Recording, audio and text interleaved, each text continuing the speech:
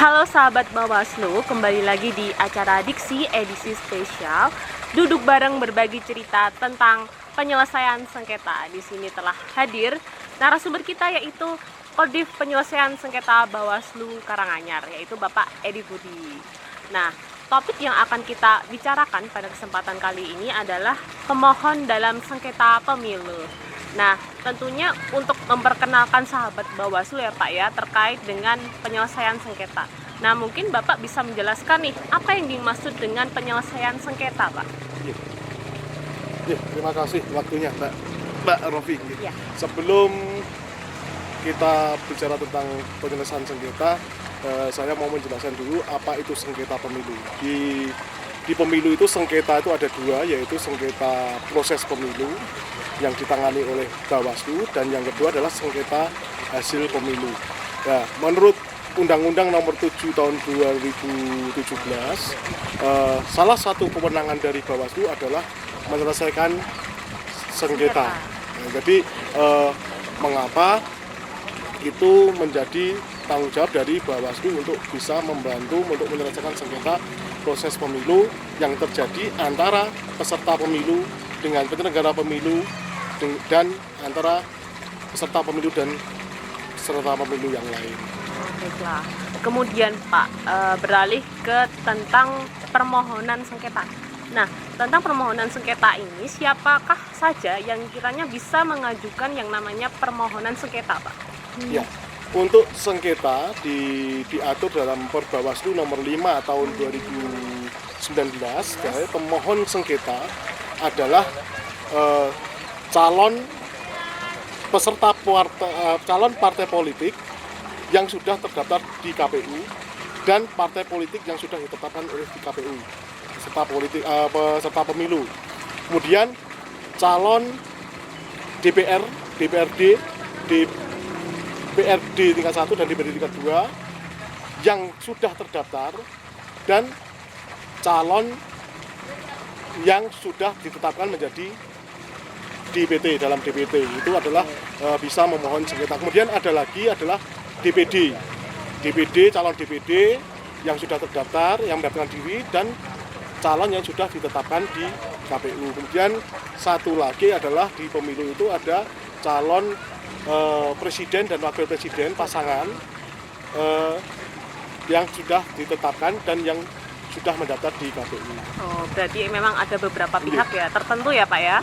Kemudian Pak, terkait dengan syarat-syarat ataupun kualifikasi dalam rangka untuk tindak lanjut registrasi itu Pak.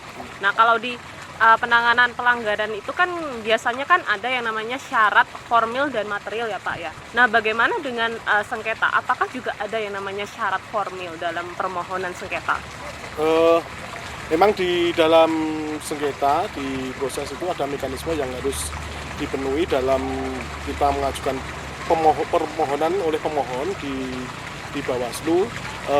Ada beberapa syarat formil yang harus dipenuhi oleh pemohon. Salah satunya adalah identitas, nama, alamat, tempat tinggal, kemudian fotokopi identitas oleh pemohon. Yang kedua adalah identitas dari termohon, nama, alamat, dan nomor telepon yang bisa dihubungi. Yang ketiga adalah uraian tenggang waktu permohonan. Jadi kan ada batas waktu ya, nanti mungkin bisa lebih lanjut, ini formil dulu. Yang keempat adalah kedudukan hukum dari pemohon dan termohon. Ini terkait dengan legal standingnya di hadapan hukum ya. Siapa yang bisa memohon, siapa yang dimohonkan dalam sengketa tersebut. Ya. Kemudian yang selanjutnya ada penyebutan secara jelas hal yang disengketakan. Secara jelas hal yang disengketakan, kerugian langsung apa yang dia alami dengan adanya surat keputusan atau berita acara yang diterbitkan oleh KPU. Kemudian uraian fakta dan bukti yang disampaikan oleh pemohon untuk memperkuat permohonan tersebut. Jadi fakta dan bukti juga harus disampaikan. Kemudian yang terakhir adalah hal yang diajukan atau permohonan yang diajukan yang akan dimintakan untuk diputus oleh Bawaslu. Jadi dia memohon apa dalam sengketa tersebut. Ya, ini syarat formilnya adalah seperti itu.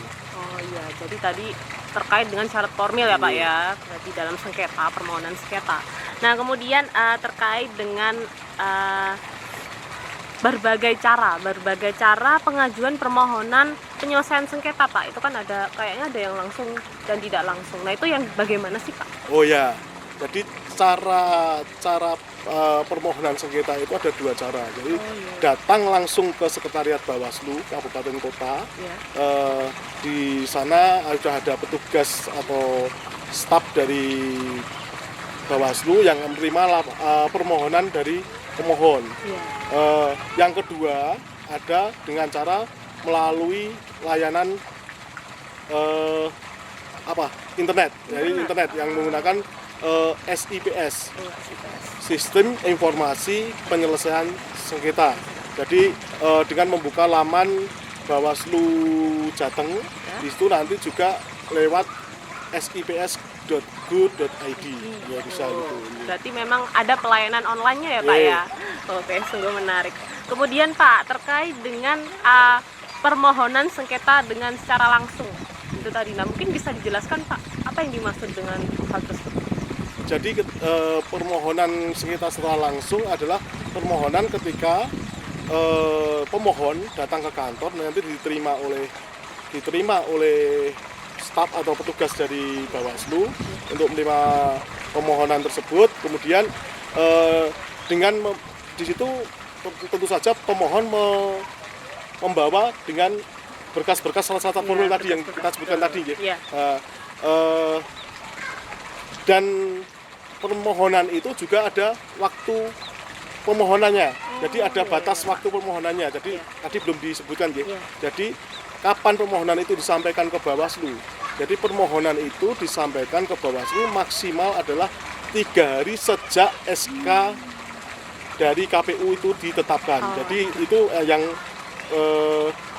sengketa antara peserta pemilu dengan penyelenggara pemilu. Jadi ketika permohonan disampaikan ke Bawaslu, petugas menerima berkas dari pemohon. Kemudian petugas memeriksa berkas dari pemohon. Ketika berkas itu sudah memenuhi syarat formil, berkas itu kemudian pemohon diberi tanda terima. Tanda terima. Diberi tanda terima. Dan ketika berkas itu tidak lengkap, belum lengkap, pada saat itu juga petugas yang menerima memberikan surat pada pemberitahuan pada pemohon untuk pemohon melengkapi berkasnya dengan waktu 3 hari sejak pemberitahuan itu diterima. Jadi 3 hari sejak pemberitahuan kurang lengkap itu diterima, dan pemberitahuan kurang lengkap itu juga diberikan pada hari Jumat dia mendaftarkan tersebut. Ya, berarti memang ada yang namanya mekanisme perbaikan ya Pak ya? Ya, perbaikan. Ya kan, semisal ada suatu kondisi di mana berkasnya itu ternyata kurang seperti itu. Berapa hari Pak tadi? 3 hari sejak pemberitahuan itu diterima oleh pemohon. Nah, Bapak tadi kan sudah membahas terkait dengan prosedur permohonan sengketa ya Pak ya. Nah, mungkin Bapak bisa jelaskan nih terkait dengan permohonan sengketa secara langsung Pak. Ya, sengketa secara langsung tadi kan kita sampaikan bahwa ketika pemohon datang ke sekretariat Bawaslu untuk menyampaikan permohonannya ke Bawaslu yang diterima oleh staf Bawaslu. Jadi ketika pemohon datang ke kantor menyampaikan permohonan diterima staf Bawaslu, staf yang menerima akan memeriksa berkas itu. Berkas yang diterima itu diperiksa tentang syarat-syarat formil yang sudah saya sebutkan tadi, sudah lengkap atau belum. Kemudian ketika sudah lengkap, petugas akan memeriksakan pada kepala sekretariat yang ada di Bawaslu untuk pemeriksaan material. Kemudian ketika belum lengkap, petugas membuat surat pemberitahuan bahwa menyampaikan kepada pemohon bahwa permohonan belum lengkap, sehingga pemohon diberi waktu 3 hari untuk melengkapi berkas tersebut. Nah, ketika dalam waktu 3 hari pemohon diberi waktu untuk melengkapi berkas tersebut tidak juga bisa melengkapi berkasnya, maka permohonan itu otomatis tidak bisa diregister dan tidak diterima, dan itu disampaikan juga pada pemohon. Dari dalam waktu 3 hari ketika tidak bisa melengkapi apa yang diminta oleh petugas untuk melengkapi berkasnya. Baiklah, tadi Pak terkait dengan pengumpulan berkas untuk permohonan. Nah, adakah ketentuan ataupun jenis-jenis dan jumlah berkas Pak yang kiranya bisa disesuaikan dengan permohonan sengketa itu tadi? Jadi permohonan itu harus ditulis dengan bahasa Indonesia yang baku dan benar. Jadi dan dibuat rangkap 4. Rangkap 4 itu dengan rincian bahwa yang satu adalah kopi dari asli yang dibubui meterai dan dileges dari kantor pos tempat. Dileges, dan 3 rangkap berikutnya adalah kopi yang dileges di kantor pos. Kemudian dilengkapi juga dengan soft file atau bentuk digital ya, file ya, digital file dalam bentuk Word untuk nanti bisa disampaikan ke Bawaslu agar nanti jadi data bagi Bawaslu juga. Bukti tersebut harus atau berkas yang tadi disampaikan rangkap 4 itu harus disusun berurutan sesuai dengan bukti-bukti yang ada atau yang syarat-syarat formulir tadi yang ada harus urut. Ya, dan ditandatangani. Jangan sampai nanti sudah diterima pemohon tidak menandatangani. Nah, itu tidak lengkap lagi, tidak bisa kita terima, tidak bisa kita register. Pak, kemudian apakah ada kemungkinan Pak kalau suatu permohonan sengketa itu tidak diterima? Oh, bisa, ada. Jadi syarat permohonan sengketa itu diterima adalah ketika permohonan sengketa tersebut tidak didaftarkan atau tidak terdaftar di pelaporan dalam pelanggaran administrasi atau pidana di Bawaslu juga. Jadi ketika itu sudah tercatat di laporan pelanggaran administrasi atau pidana, berarti tidak bisa diproses menjadi dengan mekanisme sengketa.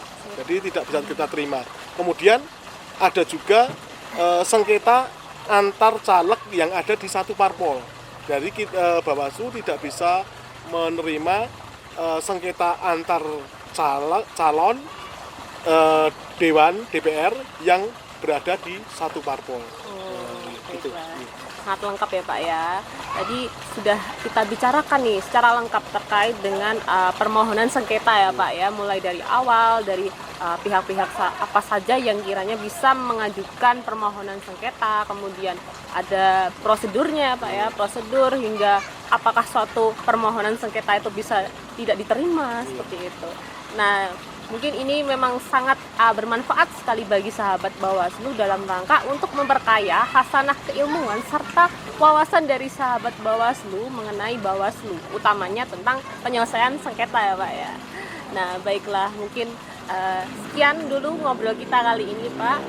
Sampai jumpa di acara Diksi edisi khusus berikutnya. Salam awas, bersama rakyat awasi pemilu, bersama Bawaslu tegakkan keadilan pemilu.